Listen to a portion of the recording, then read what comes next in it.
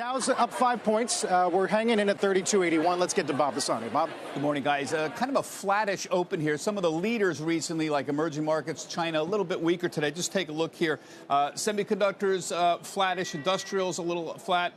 Banks, which have had a tough time so far this year, down slightly today. Emerging markets in China really have been the leaders in the last month or so. Again, you see them down a little bit here. I think we're running out of steam here. I just want to show you China because the trade deal signing is imminent. Want to note that we had very good numbers here on China December trade data. That really helped. Look at this run up. This is the most important ETF. MCHI is the broadest China ETF you can own. We're talking about an 11% rally in the last couple of months here on expectations of the trade deal signing and hopes for better economic data in China. Remember that global bottoming story? That's generally happening, at least numbers we got out of China, and you see a nice move there.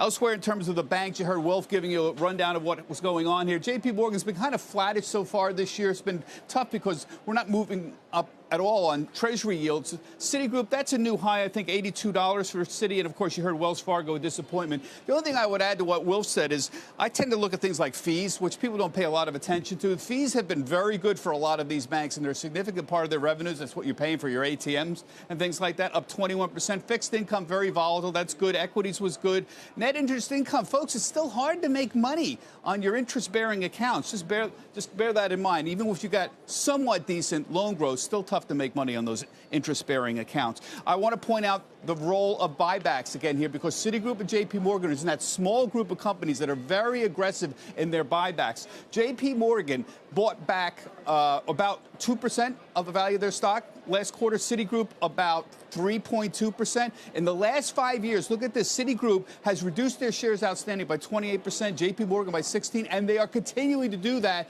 and did so in the last quarter, are continuing to do that. My point is that even if you have, say, 15% earnings growth in Citigroup, if 3.2% of that is due to buybacks, you're talking about 20% of an impact because of buybacks. It's significant, and people ought to be aware of that since buybacks are a very big issue. You heard about Larry Fink and BlackRock talking about ESG. Here's what's important. They're going to essentially dramatically muscle up the ESG assets under management. They're going to double their offerings.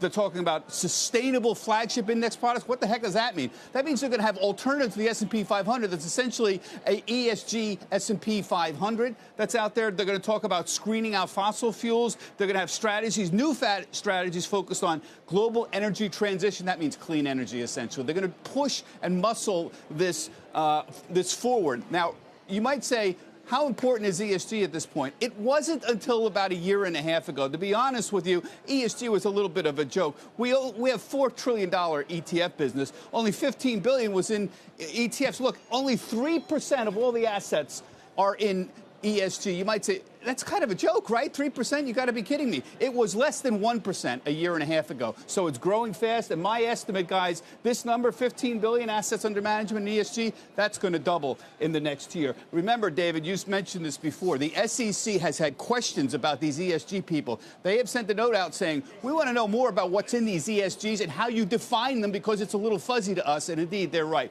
There's a new high for BlackRock, T. Rowe Price, their competitor, also on the upside. Other ones that have had higher fee costs, like Waddell and Reed, had a much, much tougher time.